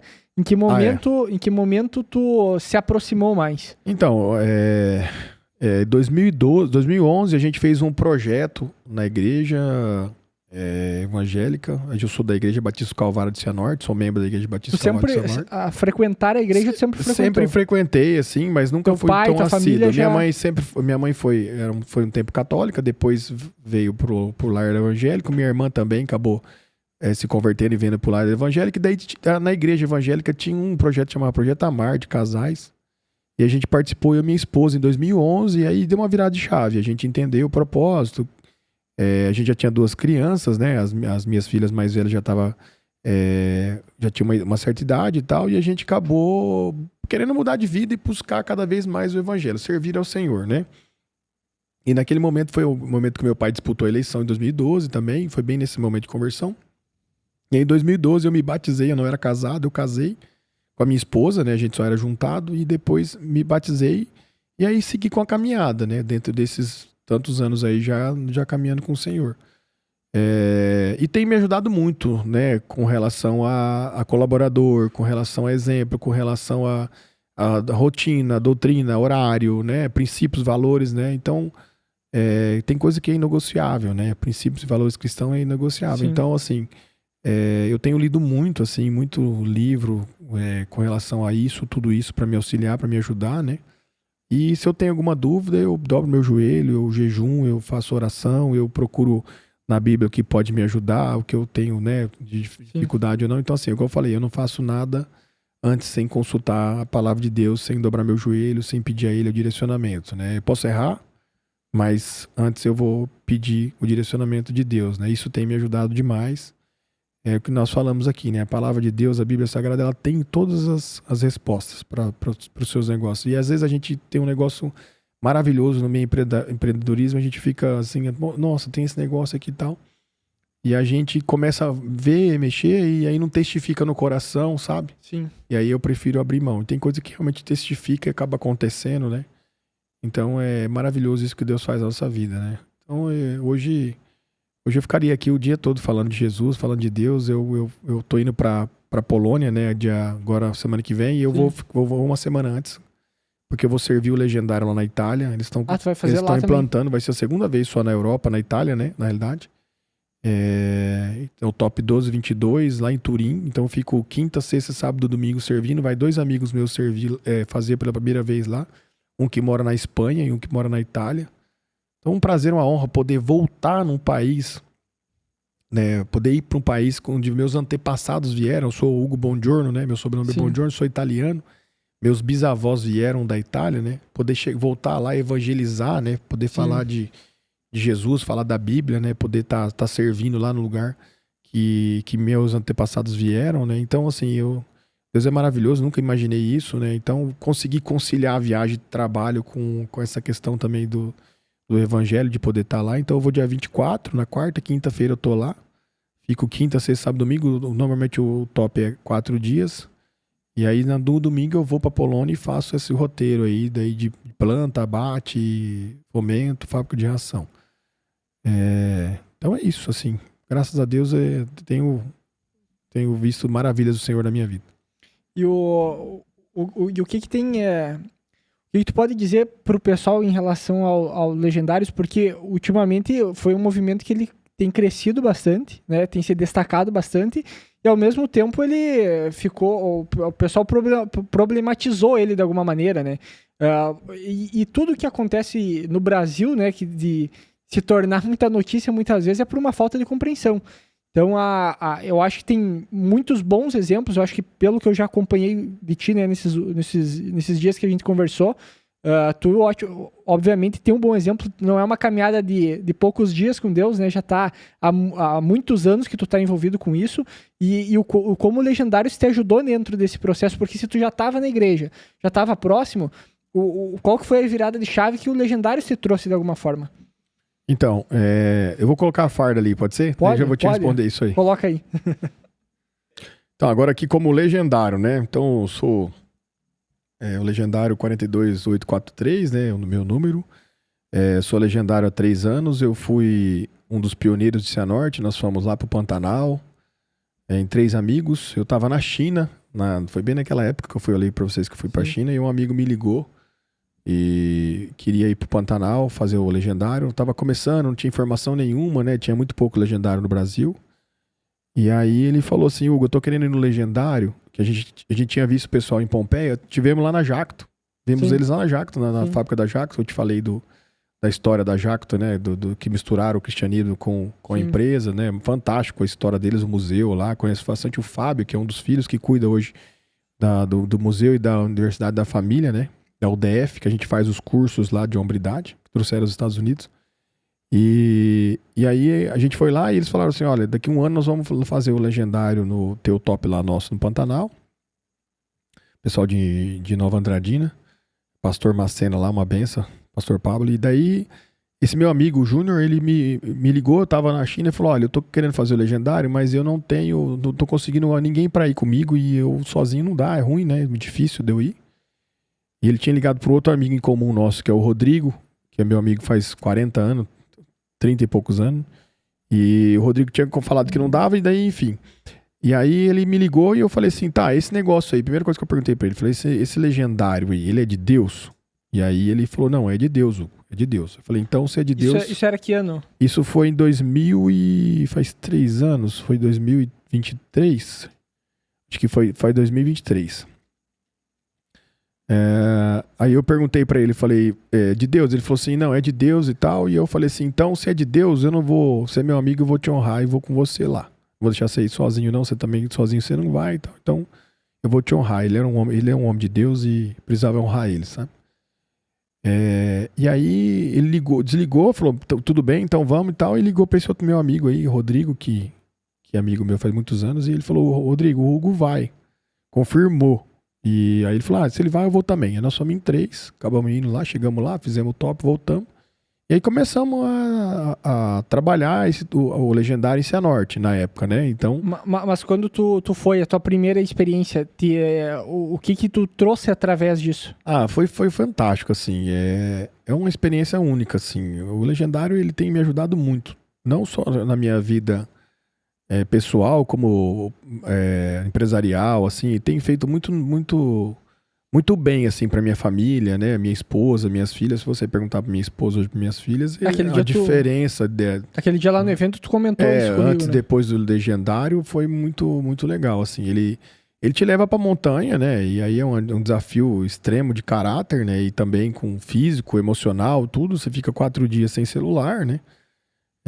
Que hoje é um problema pra nós, né? Só disso já vale muito a pena. Celular já é então, quase um jejum, né?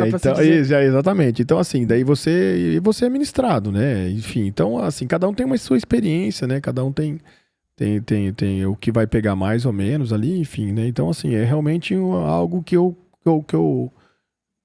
indico para todo mundo, para todo homem subir a montanha, né? Não que você vai ser mais ou menos homem, mas me fez muito bem e eu indico para todos. A gente vê algumas coisas aí nas redes sociais, alguém falando, não vamos aqui, né, criar polêmica, sim, mas a maioria é falta de conhecimento, né? Eu sempre faço o desafio assim, se a pessoa me fala, meu Legendário tal, não sei o que, seita, não sei o que e tal, eu falo, cara, vamos subir a montanha, vamos marcar, eu vou te abençoar, vamos subir lá com a gente, você tira suas conclusões, você vai na quinta-feira, na domingo a gente senta e conversa, se você não gostar, beleza, deleta isso da sua vida, se você gostar, amém, vambora, vamos ajudar e tal, né? E a gente tem conquistado, né, construído bons, pessoal que vai e realmente retorna, volta com um bom testemunho, né?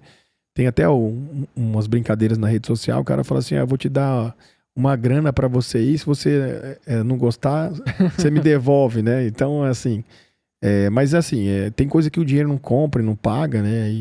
E essas coisas realmente valores, princípios e a Bíblia Sagrada. O que eu te falei, o que mais me impactou de todas as carreiras da montanha foi isso, né? Saber que uma pessoa não foi evangelizada, não teve acesso à Bíblia, e aí você vai pra lá e você tem acesso, compra uma Bíblia, vai começar a ler a palavra de Deus. Então não sou eu que tô falando, é ele que tá lendo, tá estudando, tá procurando, né? Tem mais conhecimento da palavra de Deus. E aí, Eduardo, fica aqui o convite, cara, pra você fazer. Nós abrimos uma pista, né? A nossa pista é aqui, Consagração.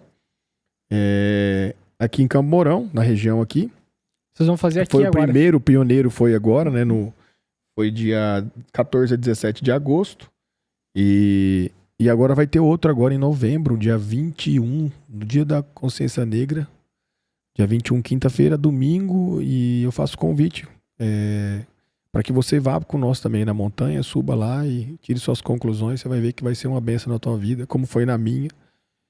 E é isso, é um prazer, né? Uma honra a gente poder fazer aqui, né? O Legendário começou na Guatemala. Há quanto tempo já tem? Em 2015, se eu não me engano, começou na Guatemala. Acho que veio pro Brasil em 2018, né? Através de Santa Catarina, o pastor Ricardo, Antero Ribeiro de Curitiba. E aí o primeiro top foi em Santa Catarina, região de Balneário Camboriú ali. Fizeram um top meio misto com o pessoal da Guatemala e com os brasileiros. E esses caras desbravaram aí. E a gente hoje está debaixo do Antero Ribeiro, que é um dos primeiros que fizeram lá na Guatemala e trouxeram pro Brasil. E a pista aqui nossa chama Consagração. E aqui eu tô coordenador de Cianorte. E aqui em Camborão, quem tá coordenando a região de Camborão, a cidade de Camborão, é o pastor Rogério. Então fica aí o convite e tenho certeza que você vai aproveitar bastante esses 4 dias intensos aí na montanha. Maravilha, muito obrigado pelo convite. O que tu acha que seria importante a gente abordar mais aqui nessa conversa? A gente conversou um pouco sobre sobre as empresas, sobre os negócios, né? Sobre a história. O que tu acha que é importante trazer aqui? Ou também uma mensagem que tu gostaria de passar pro pessoal?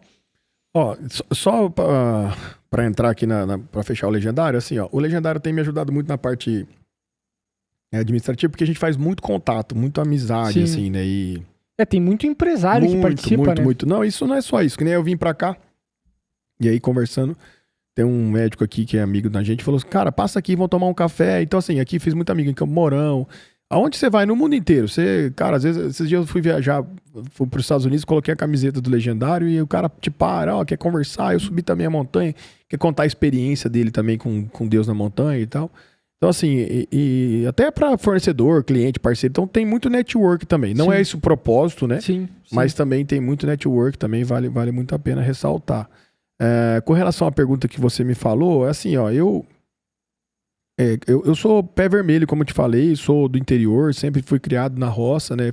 Meus final de semana sempre no sítio, na propriedade rural, né? Procurando contribuir, trazer, voltar a minha origem. Isso me ajuda muito a zerar para mim começar a semana, apesar de eu ser harleiro, eu tenho uma Harley, eu gosto de pilotar a Harley, mas tá sobrando pouco tempo, então eu sou um cara simples, eu fiz sempre estudei em colégio público, a vida inteira, eu sempre estudei em colégio público, não fui o melhor aluno da escola, sempre fui um mediano aí, né, enfim, então fiz 3 faculdades, uma faculdade, uma pós-graduação em MBA, sou formado em gestão de processos gerenciais, que equivale a uma DM, né, pela Unipar, depois cursei na UEM,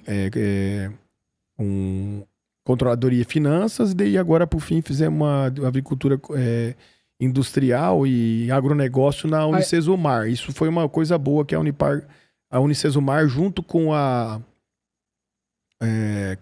Unifrango fizeram, né, esse network, conectou todo mundo, pegou os 19 acionistas, praticamente todas as empresas participaram, e a gente fez um benchmark, um network, foi muito interessante isso aí, aproximou mais então hoje eu preciso de uma informação, por exemplo, da logística. Eu pego o telefone e eu sei quem que é, porque nós estudamos junto, entendeu? Tivemos esse contato, nos conectamos, né?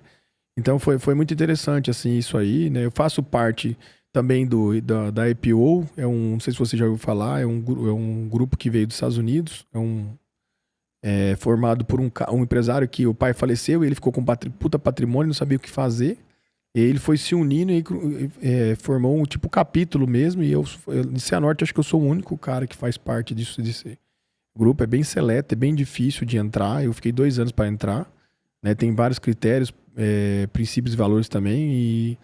Então eu participo pelo capítulo de Curitiba. Então a gente sempre está conectando. Então, por exemplo, pega lá o empresário do Paraná inteiro e coloca uma vez por mês numa reunião, e aí saca o celular, tudo, e você fica num ambiente seguro e pode trocar informação. Benchmark, network. Então, assim, isso também tem me ajudado. Apesar de ter participado pouco por ser capital, Curitiba não consigo ir muito, mas é um privilégio.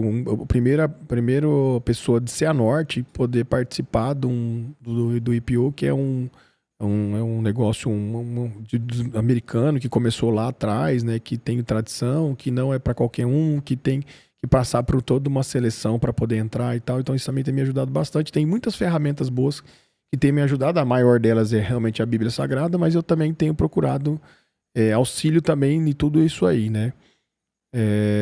Então acho que é isso aí, Eduardo. Um pouquinho da minha vida, já fiz de tudo um pouco com relação à empresa, eu te falei, né? Já trabalhei em vários lugares. Eu sou um cara que sempre tô na planta, sempre tô dentro da indústria, gosto de chão de fábrica, almoço todo dia com meus colaboradores, minha sala sempre fica com a porta aberta, converso com todo mundo, procuro entender e saber do meu negócio para me poder contribuir, porque não tem como eu opinar de uma coisa que eu não sei, né? Então sempre procuro estar me atualizando ali para me poder estar conseguindo ajudar a contribuir com relação à empresa, né? Hoje nós somos uma das maiores empresas da cidade, né, com 3.800 colaboradores, né, vai faturar 1,8 bi esse ano, né, então um baita faturamento, vai exportar 30%, 20% a 30% desse volume em faturamento vai para fora do país. O que mais? Acho que é isso. Deixa uma mensagem final para o pessoal que está ouvindo. Tem, às vezes aquele pessoal... tem a mensagem pro pessoal que tá começando muitas vezes, tá buscando crescer na carreira ou até mesmo melhorar a vida de alguma forma, né? O que tu pode deixar de mensagem? Cara, eu deixaria essa mensagem aí. Crê em Deus, tenha uma família unida. Principalmente, trabalhe sem preguiça.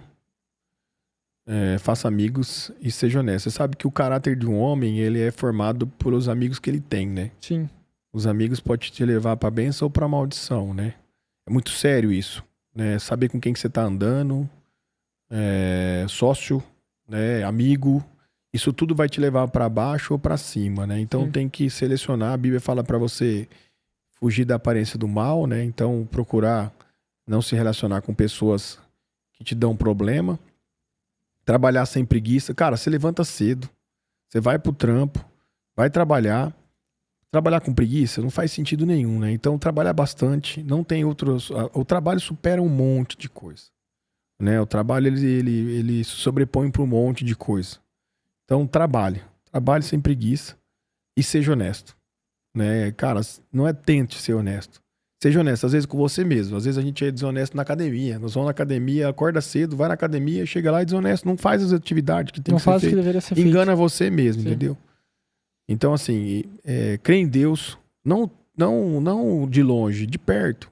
Traga os princípios cristãos para tua vida, os valores da Bíblia, para tua empresa, entendeu? Para tua família. Tenho certeza que, é o que eu falei aqui desde o começo, eu não tenho dúvida que nós estamos no caminho certo. Tanto na parte empresarial, a empresa está no caminho certo. A minha vida está no caminho certo. Minha vida cristã, a minha vida com relação à família, a minha vida como empresário, entendeu? Eu não sonhei tudo isso pra mim. Assim, eu tô novo, conquistei bastante coisa. Não sonhei ir pra Itália, não sonhei ir pra China. Mas as coisas foram acontecendo porque eu estava preparado para que aquilo acontecesse, né? Então, esteja preparado para as coisas que vão acontecer na sua vida e trabalhe. Trabalhe porque às vezes aos olhos dos homens as pessoas não vão ver. Os homens são falhos, mas aos olhos de Deus ele vai ver o seu trabalho, o seu empenho, a sua dedicação. E na hora certa você vai ter sua valorização. Muito bem. Boa mensagem, bom recado. Hugo, gostaria de agradecer a tua presença por ter... Eu sei que tu tem uma agenda bem corrida, tem bastante coisa para fazer, ainda mais você vai viajar semana que vem, né? Muito obrigado por disponibilizar um tempo tanto de vir conhecer aqui o Ideas Hub, tanto de vir participar do Agro Ideas. E fica aberto as portas. Quando estiver aqui em Campo Mourão, quiser passar aqui, tomar um café, tomar um chimarrão, sinta-se convidado, tá? Muito obrigado pela tua presença, muito obrigado pelo teu tempo e muito obrigado aí pela essa conversa. Eduardo, obrigado. Eu agradeço por ter vindo aqui. Obrigado pelo chimarrão, né? Eu fico muito feliz de poder vir aqui a Campo Mourão, né? Uma cidade que a gente tem vindo frequentando bastante por conta dessa questão do legendário também e por conta de eu estar investindo aqui. Então eu vou estar vindo mais. Eu quero vir aqui sim trocar uma ideia com você, bater um papo, entender se a gente tem sinergia para fazer alguma coisa, né? Fazer amigos, né? Sim. A gente acabou de falar sobre isso. Parabéns pelo trabalho que vocês têm feito aí. A gente por muito tempo apanhou por não falar nada, por ficar calado, Sim. né? A gente fazia muita coisa no agro, muita coisa boa, que nem eu te falei da história do meu avô com relação aos animais que iam até a cidade, e ele nunca repetia, sempre trocava, tinha vários animais para não prejudicar. Eu lembro que quando ele estava andando, às vezes tinha pedra solta, a ferradura pegava a pedra e machucava, ele parava na hora ali. Eu não conseguia perceber isso, mas ele, com o tempo, ele conseguiu perceber, parava, tirava a pedra da ferradura para não causar nenhum dano no animal, com relação ao bem-estar animal que nós falamos. Então, esse trabalho que vocês estão fazendo aqui, divulgando o agro, falando do agro, e não é falar bem, é falar a verdade. Sim. É falar o que realmente acontece, é o real, entendeu? Nós não somos vilão. Né? Nós só queremos trabalhar e fazer a coisa certa. Inclusive, quando a gente reconhece que tem muitas coisas dentro do agronegócio que tem que melhorar realmente. Porém, nem todas elas dependem apenas do produtor rural. Tem coisas que dependem de outros fatores e a gente tem que expor, tem que conversar, tem que mostrar esse cenário. Porém, o agronegócio nos últimos anos tem só melhorado, tem cada vez sido mais sustentável, parte da questão de tanto da segurança alimentar que isso tem trazido, produção e tudo mais.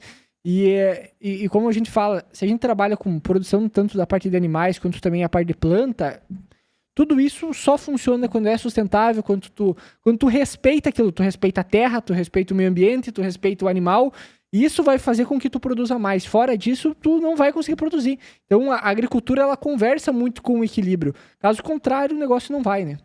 Nós falamos aqui que o legendário, a maioria das pessoas que falam alguma coisa do legendário, contrário ao legendário, é por falta de conhecimento. No agro é a mesma coisa. Exatamente. Quem fala mal do agro é porque não conhece o agro. Falta conhecimento. A hora que a pessoa conhece o agro, ela vai falar assim, eu não sabia que era dessa forma.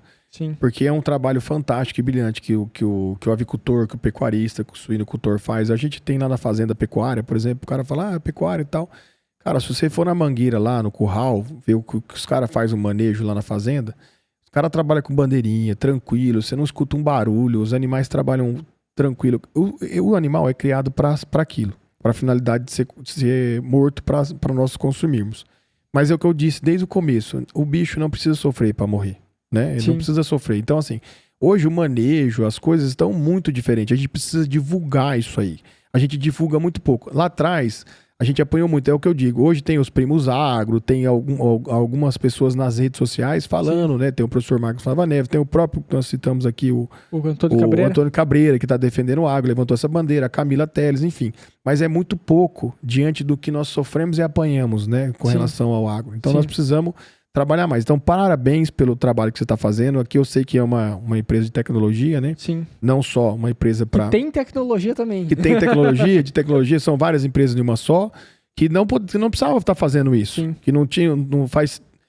Talvez não faria sentido nenhum, mas que entendeu que precisa, que nós precisamos levar o agro mais forte através de um podcast, através da comunicação melhor, né? Visual, enfim, qualquer tipo de comunicação que seja importante para poder divulgar esse agronegócio que é tão importante para o Brasil, que é responsável por tantas coisas, né? A gente sempre fala, eu viajo o mundo inteiro e sempre estou andando e eu volto sempre, as pessoas me perguntam, qual que é a diferença do Brasil para os outros países? O Brasil é um país de oportunidade.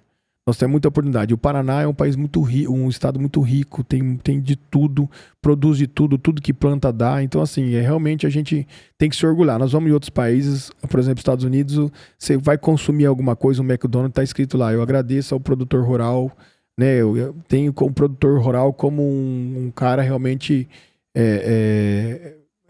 assim, valoriza o produtor rural, né? E aqui no Brasil a gente não vê isso aí, né? A gente vê como produtor rural como um cara que desmata, como um cara que prejudica os rios, né? Sim. Como um cara que é um vilão mesmo, que não é. Tem o Júlio Bravo aqui, que é um dos sócios aqui. Ele, agora numa das viagens que eles fizeram para os Estados Unidos, ele deu para todo mundo que estava participando da missão lá, era uma sacolinha que estava escrito Deus abençoe os agricultores. Ele estava escrito um lado em português, do outro lado em inglês.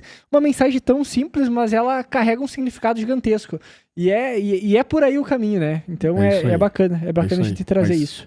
Mas assim, para finalizar mesmo, concluir, parabéns aí. Deus abençoe vocês, que vocês possam ser prósperos, que vocês possam fazer bons negócios e continuar prosperando aí nesse caminho.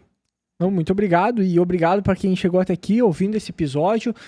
Não deixe de acompanhar nossos outros episódios, de seguir nós nas redes sociais, de se inscrever nesses canais aqui, seja se você está ouvindo no Spotify ou até mesmo no YouTube. E, obviamente, indique para algum amigo ou para algum colega, que eu tenho certeza que esse conteúdo pode estar contribuindo também. Valeu, muito obrigado pela atenção de todos e até a próxima. Tchau, tchau.